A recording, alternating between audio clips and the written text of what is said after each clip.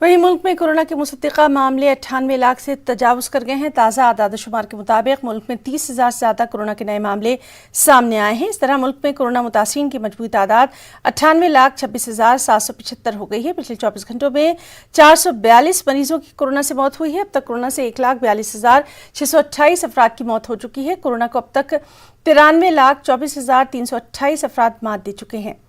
پچھلے 24 گھنٹوں میں 33,494 مریض صحت یاب ہوئے ہیں۔ ادھر ICMR کی رپورٹ کے مطابق ایک دن میں 10,65,000 سے زیادہ کورونا ٹیسٹ کیے گئے۔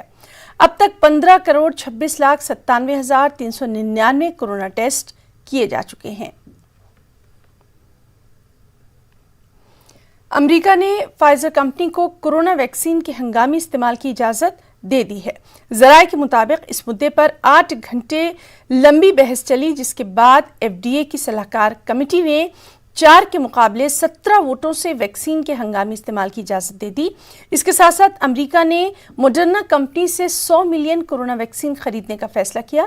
خیال رہے کہ کورونا سے امریکہ سب سے زیادہ متاثر ہے۔ امریکہ میں اب تک 2,92,000 افراد کورونا سے اپنی جان گنوا چکے ہیں۔ پچھلے 24 گھنٹوں میں 3,000 مریضوں کی کورونا سے موت کی خبر ہے۔